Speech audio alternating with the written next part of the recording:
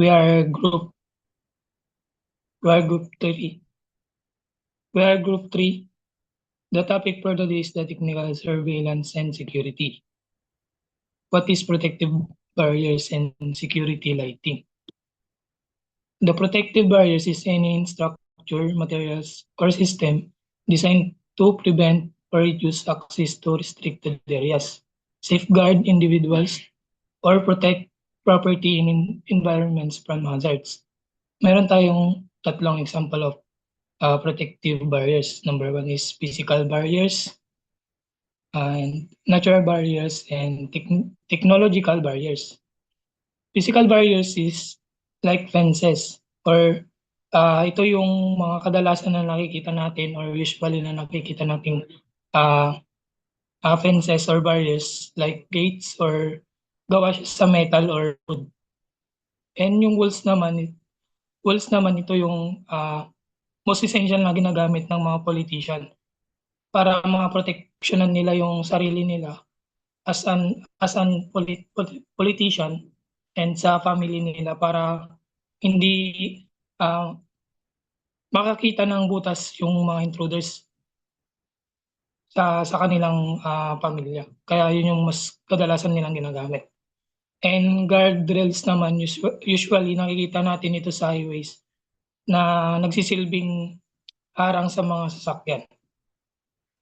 Yung natural barriers naman like Sierra Madre na siya naman nagproprotekta sa sa mga sa mga typhoons. And technological barriers naman, electronic gates, biometric access system. Yun yung ginagamit usually sa mga sa mga hotels and sa facilities ng mga nagtatrabaho para ma-identify nila kung qualified or ma-identify nila na sila ay member ng isang business or buildings na yun. And andyan na yung CCTV, andyan na yung barbed wire na hindi basta-basta maakyat kasi may mga may mga tinik-tinik siya sa paligid. And kailangan ng biometrics para makapasok doon sa solid.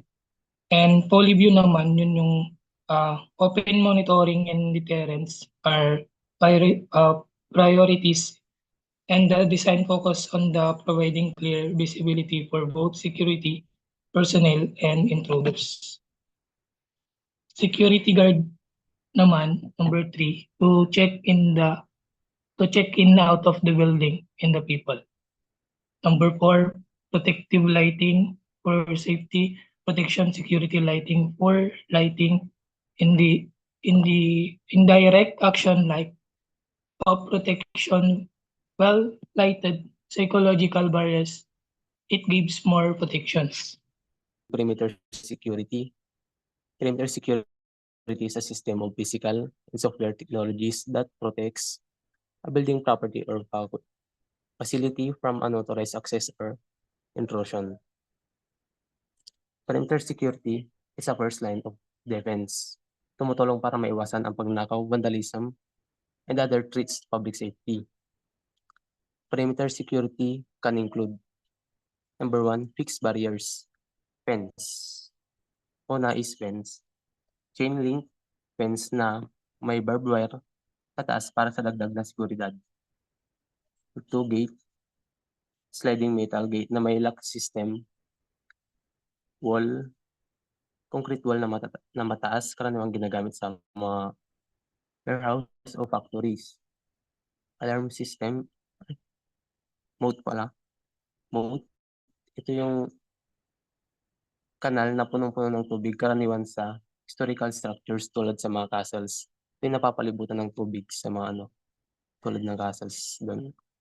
Next is bollards. Bollards, matibay na poste na pumipigil sa pagpasok ng mga sasakyan, karaniwan sa harap ng mga banks. Ito yung parang gang legs siya kahit sa mga mall, ganun makikita sa labas ng mga mall. And heavy trees, Matataas at makakapal na puno na nagsisilbing natural na harang. Number 2, active devices, security cameras.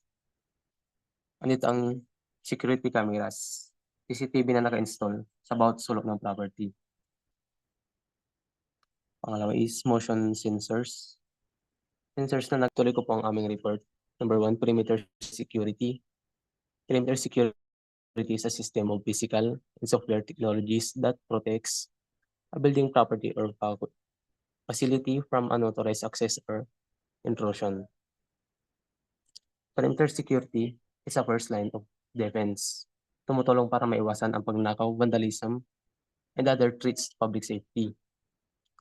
Perimeter security can include number 1, fixed barriers, fence. Una is fence. Chain link fence na may barbed wire pataas para sa dagdag na seguridad. 2, gate. Sliding metal gate na may lock system. Wall. Concrete wall na mataas, karaniwang ginagamit sa mga warehouse o factories. Alarm system. Moat pala. Moat. Ito yung kanal na punong-puno ng tubig, karaniwan sa historical structures tulad sa mga castles. Ito yung napapalibutan ng tubig sa mga tulad ng castles doon. Next is bollards. Bollards, yung matibay na poste na pumipigil sa pagpasok ng mga sasakyan, karaniwan sa harap ng mga banks. Ito yung parang gang legs siya sa kahit sa mga mall, gamit makikita sa labas ng mga mall. And heavy trees, matataas at makakapal na puno na nagsisilbing natural na harang. Number 2, active devices, security cameras. Andito ang security cameras. CCTV na naka-install sa bawat sulok ng property. Pangalawa is motion sensors. Sensors na nag-alerto kapag may gumagalaw sa restricted area. Alarm systems.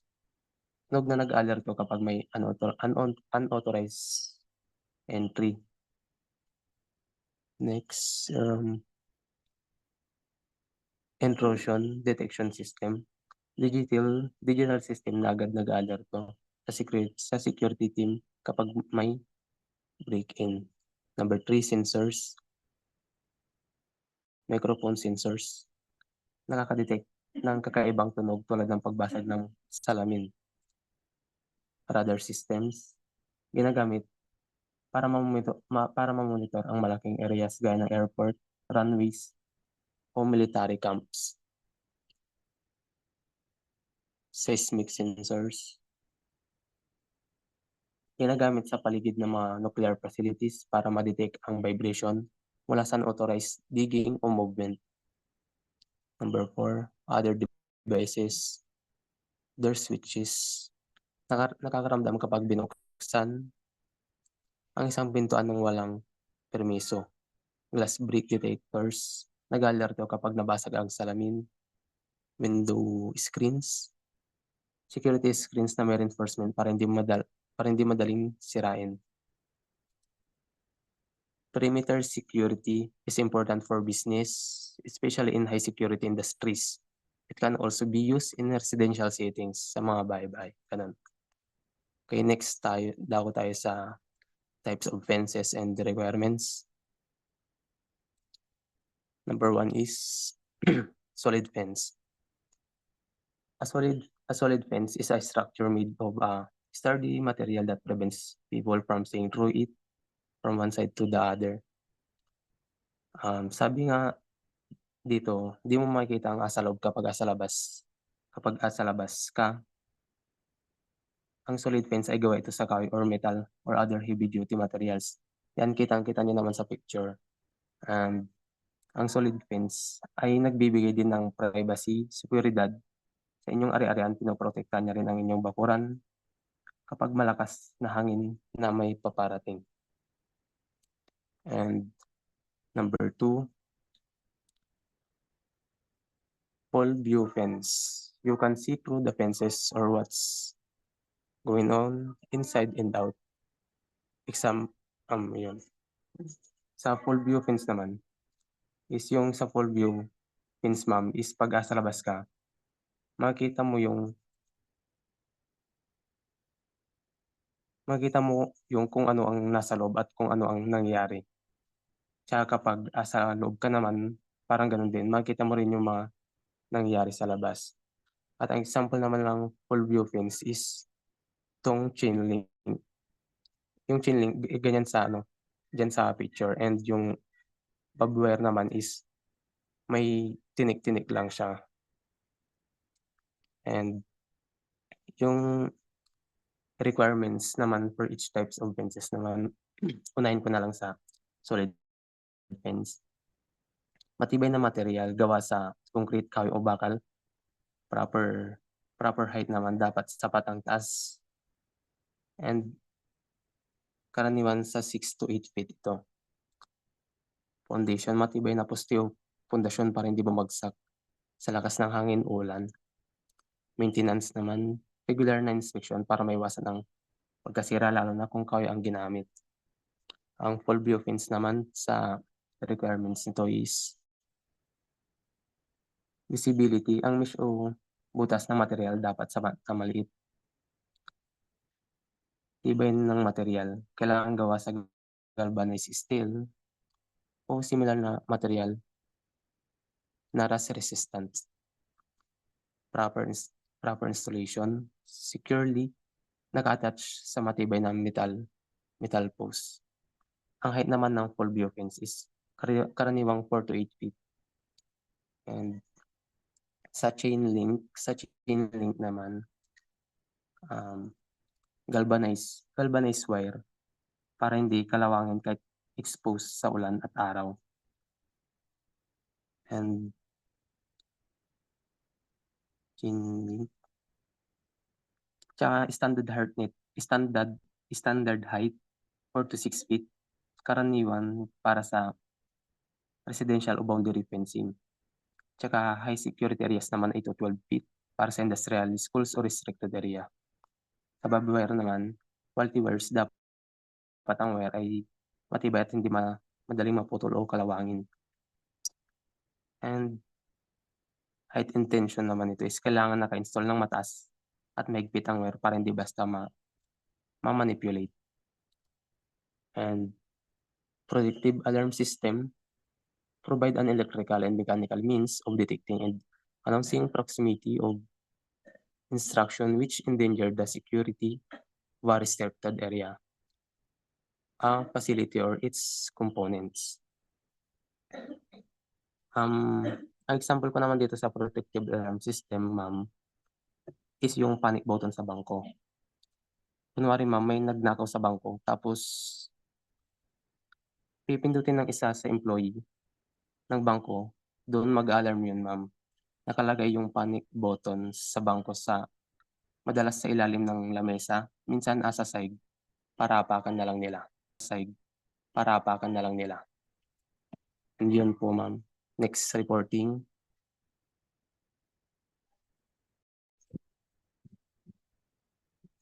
Good evening now. I'm Alcausin Magdestin. Protective lighting refers to lighting designed to increase safety and protect people, property, and environment. Its primary goal is to reduce the risk of accident, ensure visibility, and provide security, particularly in hazardous or emergency situations. Its purposes include deterrence, pinipigilan ng aktibidad ng kriminal sa pamamagitan ng visibility, detection, pinapadali ang pagmamasid sa mga potensyal na banta, and recognition, pagganahin ang pagkakakilanlan ng mga individual o mga panganib. And yung types of protective lighting: perimeter lighting around buildings or areas. Second, flood lighting, high intensity lighting for specific areas. And third, spotlighting, focus in lighting on entrance, exit, or vulnerabilities. And number 4, motion sensitive lighting activates when motion is detected. And last, LED lighting, emergency, efficient, and durable option. And yung benefits naman po, reduce crime rates, improve surveillance, enhance safety for pedestrians and personnel, and increase visibility for drivers and emergency responders, and last, emergency efficiency and cost saving. Next reporter po.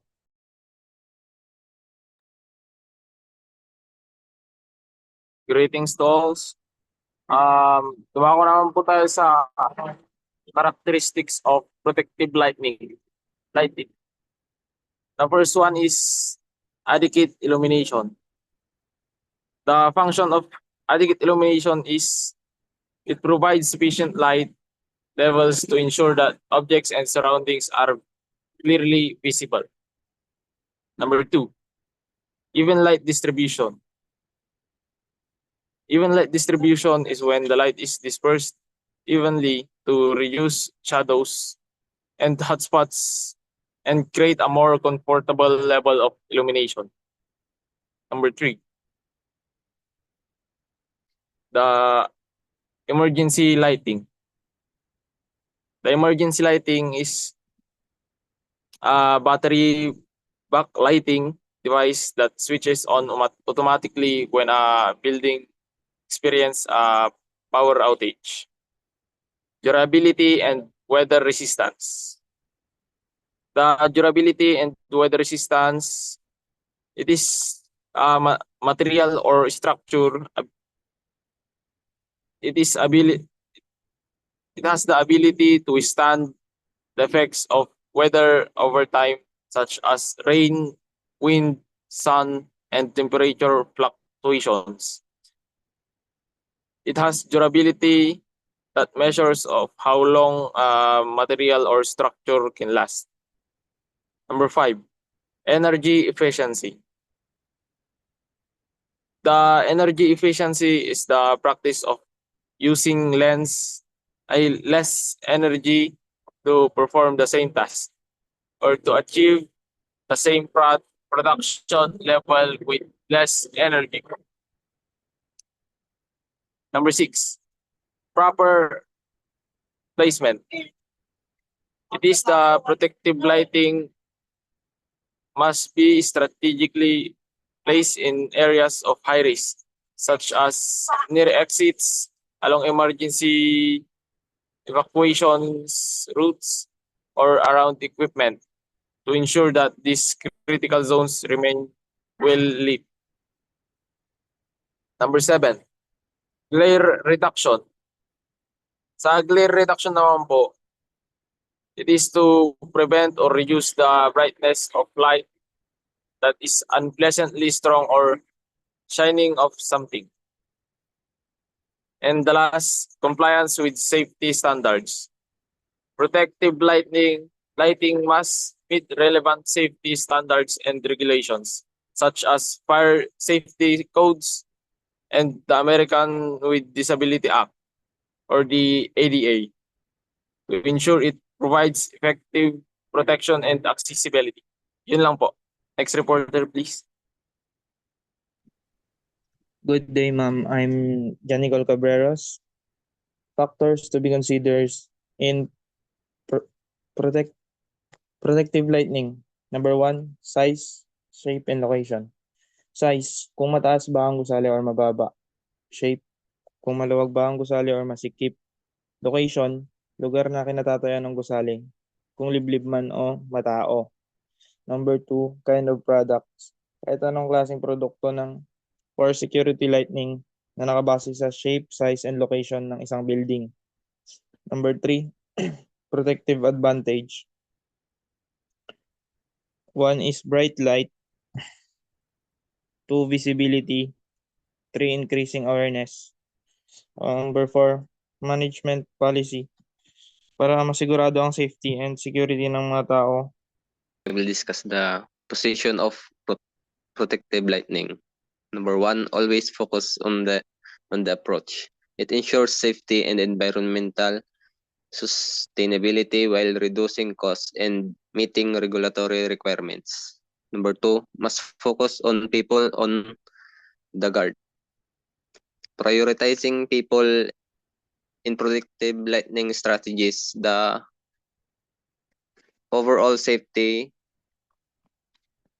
usability, and effectiveness of the lightning system are greatly improved, ensuring that everyone benefits, not just security personnel.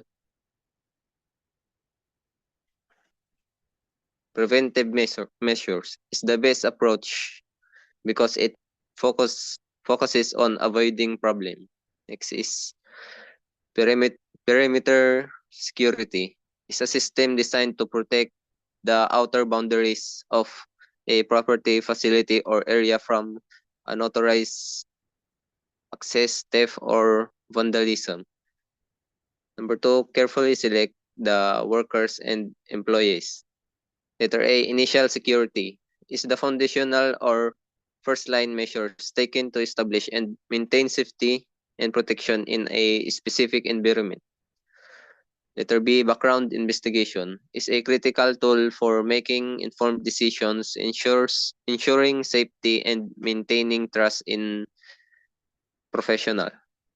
Letter C, analysis of previous employment or employment history is the synthetic review and evaluation of an individual's past jobs, roles, work, experience, and professional's backgrounds. Letter D, professional investigation is the process of gathering and verifying detailed information about candidates' personal background, character, and suitability for a job. Letter E, establishing rules and regulation. They are the one who maintain compliance with legal and ethical standards. Letter F, regularly check the pulse of your workers. Checking the pulse of your workers helps build a stronger and more engaged workforce. Next is the preventive measures to help the establishment free of hazards. Number 1, intelligence is the one who establish environments that are free from hazards. Number 2, solve grievance refers to the successful resolution of issues. Number 3, prevent the organization of opposition to help establish a workplace free of hazard involves minimizing resistance from employees. Number 4, develop working relation with other local authorities. Plays a crucial role in establishing preventing measures to create a hazard-free workplace. Next is different entries that need to be controlled by the security guards. Letter A, restricted area. Primary goal of restricted area is to ensure safety, maintain security, and prevent the risk of damage. Letter B, a limited area could be a section of building house, sensitive documents, or equipment.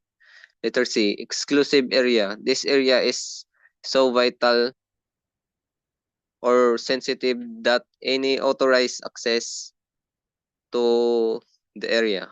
Clear zone plays a crucial role in maintaining the safety and security of industrial compounds by enhancing visibility. Perimeter barriers is a system of protection designed to restrict areas by unauthorized person. Purpose of perimeter barrier.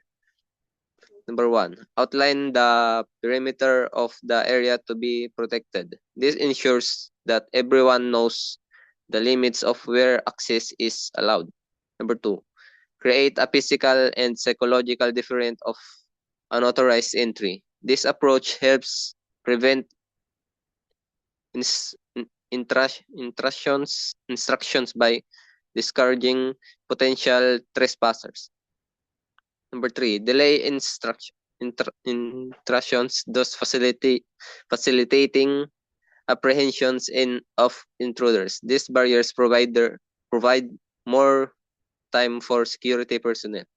Number 4, assist in a more efficient and economical employment of guard. This makes the deployment of guards more cost-effective because resources can be directed where they are most needed. And lastly, number 5, facilitate and improve the control of pedestrian and vehicular traffic. This help to regulate the movement of people and vehicles entering or exiting the restricted area.